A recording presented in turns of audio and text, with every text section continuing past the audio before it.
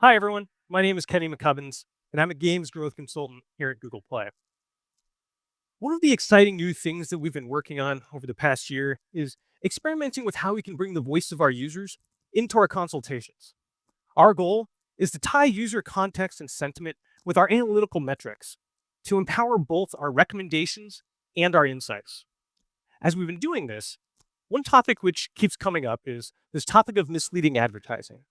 So, a show of hands, how many people here have experienced misleading ads? Okay, so a lot of us are familiar with this topic, and we've had a lot of curiosity around it. I often get questions like, are they successful? Do users stick around? Should I use them? And while everyone's situation is different, we've seen them be successful for some and damaging for others. What I want to go through over the course of the next 20 minutes is to look at this topic in aggregate and see whether successes are the norm or the exception. And so a lot of us are familiar with this, but we can think of misleading ads as advertisements which aim to get users to install a game based on false promises of gameplay, rewards, or in game experiences. We can further break this down into three distinct types of ads. We have ads which are nothing like the game, which is pretty self explanatory. We have ads which show misleading gameplay. This one's a little more subtle. With this one, what happens are the ads highlight gameplay, which is actually a rare portion of the game. And the vast majority of gameplay is actually something completely different, and even could be in a different genre. And then we have misleading rewards. Misleading rewards are advertisements which promise that upon install, users are going to receive some sort of benefit. This could be in-game currency, maybe a skin, could even potentially be real money. And what users find out is that it's actually locked behind hours and hours of engagement or even potentially spend. And so when we look at this, we think, how are we going to label this in our data? I could watch every single ad and then play every game, but to preserve my sanity, I want to see if Gemini can help us. And what we see is that Gemini enables us to give our users a voice by summarizing and tagging user reviews at scale. So, a show of hands, how many people here have left a review? All right, a much smaller percentage, but if you left a review like the one on, I guess, your left, um, then what Gemini would enable us to do is extract these topics and tie it to our metrics. This means that we can look at topics like technical issues, customer support, or in this case, misleading ads, and look at them in aggregate across the entire game's ecosystem. And so this is going to be a little bit wordy, but I want to make sure that everyone understands the methodology that I took for this approach. Basically, we let the users tell us whether they felt misled. We looked at the top 500 games and we split them into ranges based on the percent of written reviews which mention misleading ads in a given month. Each game month combination is put into one of these buckets of 5% intervals, going from 0 to 5%, all the way up to greater than 25%. And it's important to note that an advertising strategy doesn't necessarily have to be black and white. Not all the ads are potentially misleading. Maybe there's just a few sprinkled in here or there. And so if 1 out of 10 ads are misleading, then only the people that saw that one ad would potentially report it as misleading. If half the ads are misleading, then you're going to get a much larger percentage coming in and reporting it as such. And so what we see is that these buckets correlate with the density of misleading ads being run. And so for the purpose of our analysis, we're going to see that games in the 0 to 5% bucket, we're going to label as not using misleading ads, and games in the greater than 5% bucket, we're going to view as using misleading ads. Another important note with this is that even if you developers and game makers feel like the ads are not misleading, if the users do, then for our analysis, it's going to be reported as such.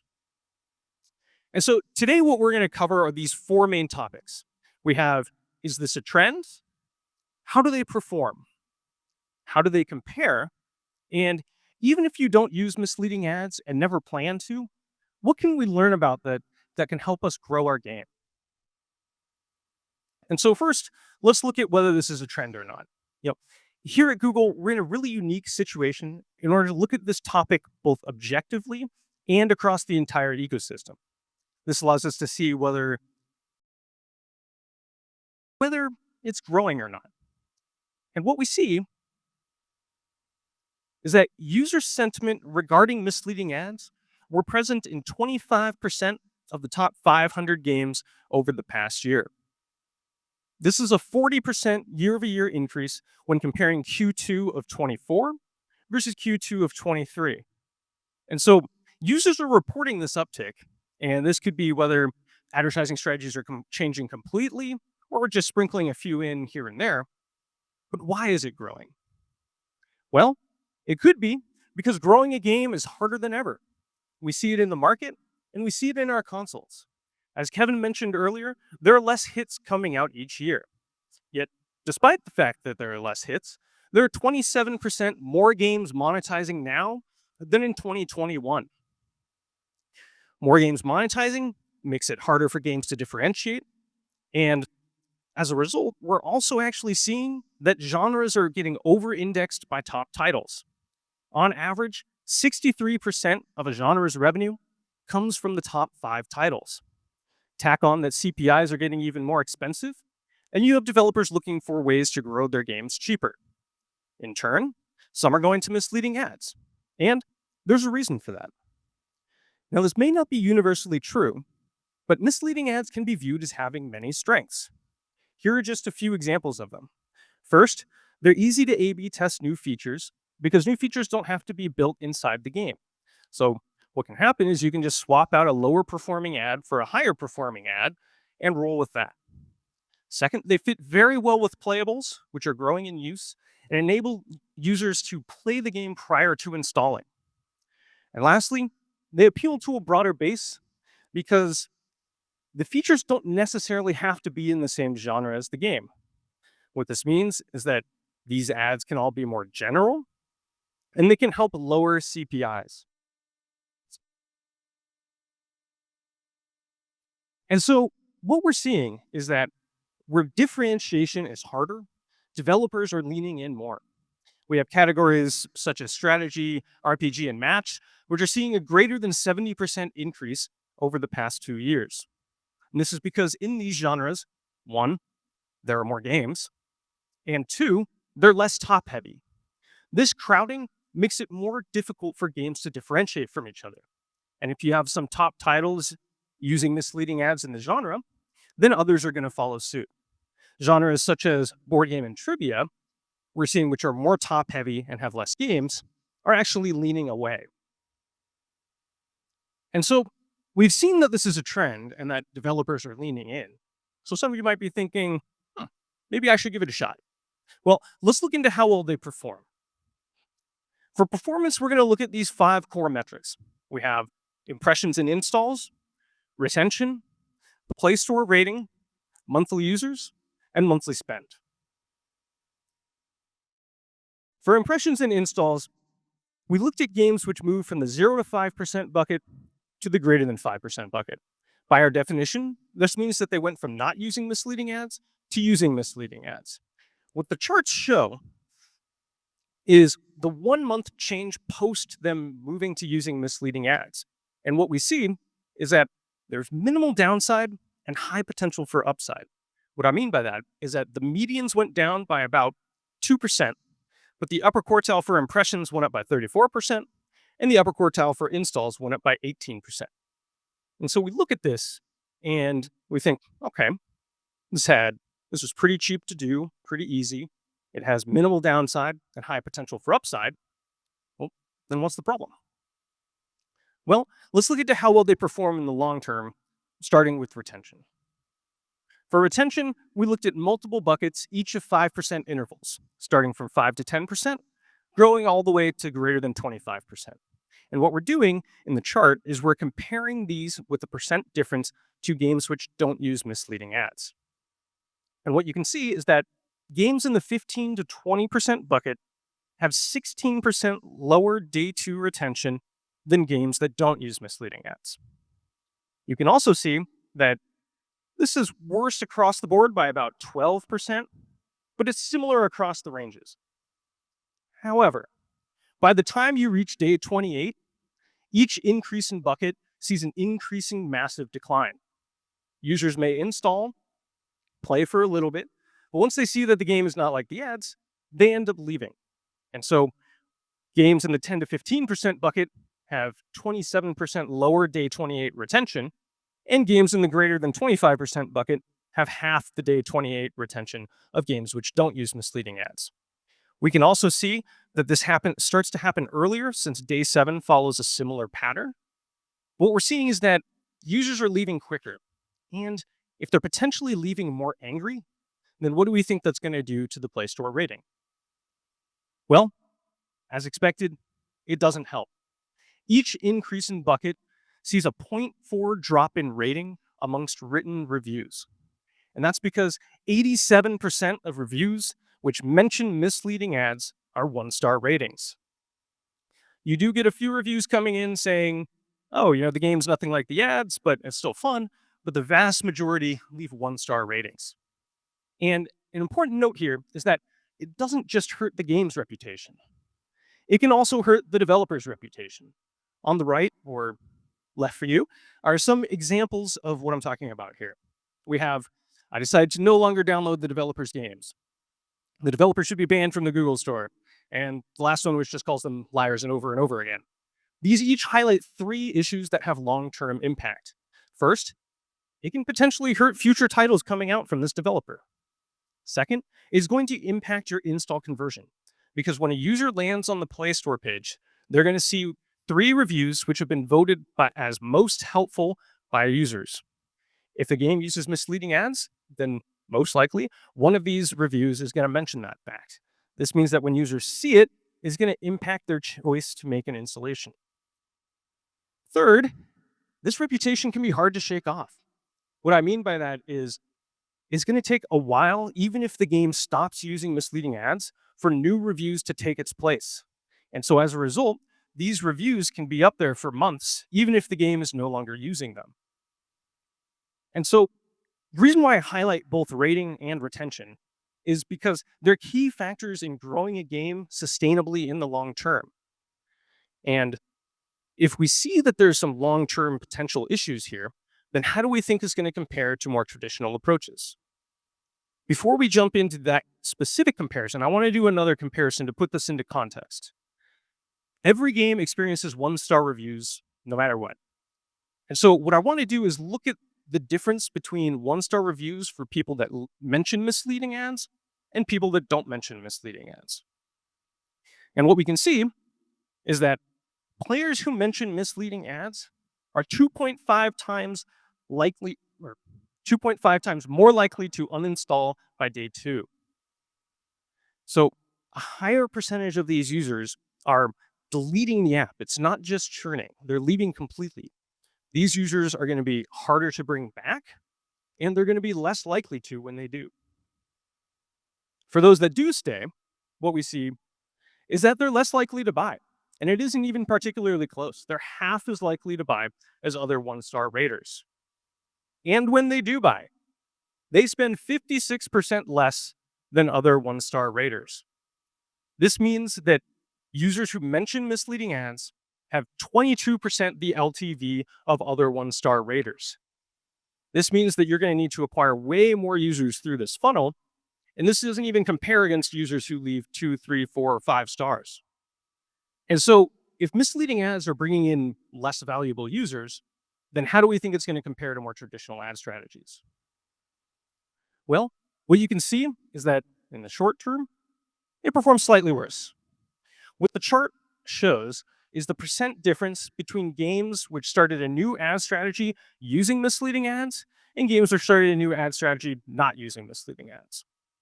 And what you can see is that in the upper quartile for users, misleading ads overperformed by about 1% compared to traditional ad strategies, but the median was down 6%, and for monthly revenue, the median and upper quartile are both down 4%.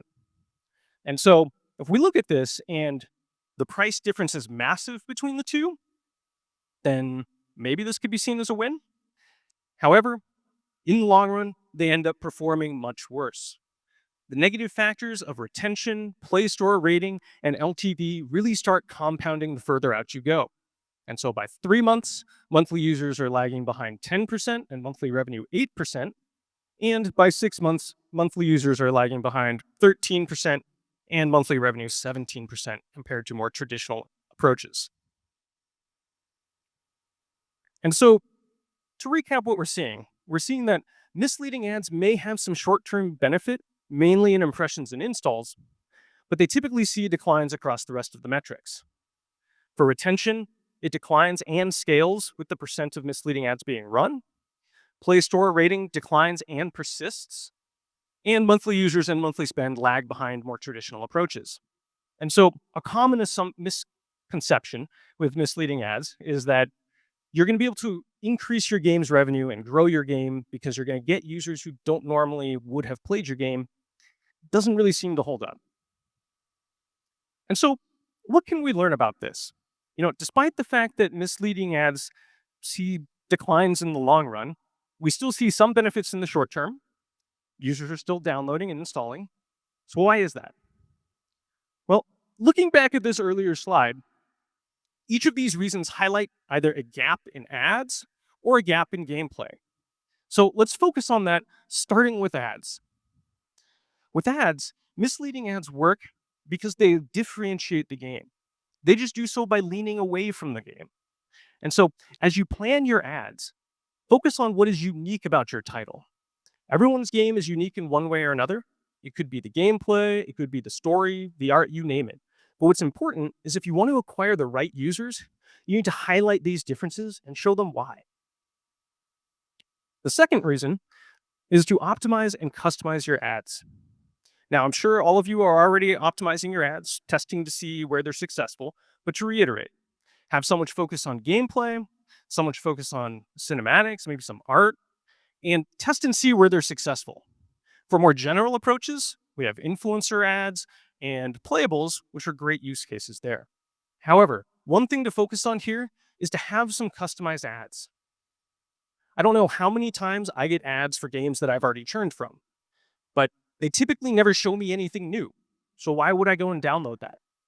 Lean into the hard work that you guys are doing and have some customized ads around in-game and seasonal events. Seasonal events especially have been shown to be extremely effective.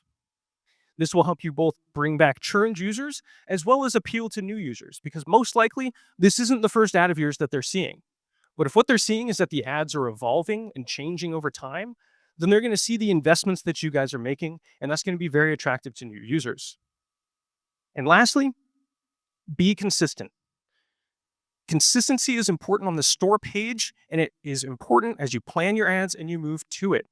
If users are getting mixed messages along this ad journey, then they may even feel misled, even if that's not your intention. Consistency is key in branding yourself to your users. That starts as you plan your ads, it moves to when you land them on the store page, and it carries forward into your gameplay, which is the second reason why misleading ads work. Misleading ads are also successful because people want to play those games. There's an appetite for a bunch of these different elements to be combined in different ways. So what this chart shows are different reasons why people play games. So take a look at the chart here for a minute. Think about your game. Which one of these do your games use? Are there any that your games don't use? The reason why I ask is because we often hear about developers wanting to grow their games. They're just afraid to try and adding new things together. However, don't be afraid. Be bold. Because as Bissy mentioned in her talk earlier, by combining different elements, you can both expand your reach and increase your LTV. Many of the top new titles coming out over the years have been leaning into genre merging, aiming to get the best of both genres. And so let's think of an example here. Match as a genre typically has a large portion of players which play shooter titles. They just don't typically spend in Match. And so what can we do about that? Well, if we added some core loops that would specifically appeal to shooter players, then what you could do is advertise that and potentially acquire more users like that. It would add more variety, and these loops would help people engage longer for both the new users and your existing users. And it would also enable you to add more SKUs specifically around those core loops, which could potentially monetize these users better. And all of this works because you're creating more touch points, meeting players where they want to be met. And so, to summarize, we see that misleading ads may have some benefits in the short term, but typically see long term declines. And so, rather than mislead, think about experimenting with new game flows from outside your genre. But if you do, make sure that it's not a shallow integration. Don't just add a mini game or a puzzle at the beginning of the game and call it a day. Users will notice and may possibly feel misled if it's a shallow integration. This only really works when it's fully integrated across the game from the beginning to end. And so, if you cast the bait, don't switch. Be consistent. With that being said, as an avid mobile gamer, I'm excited to see how the industry evolves and to continue playing all of your games. Thank you.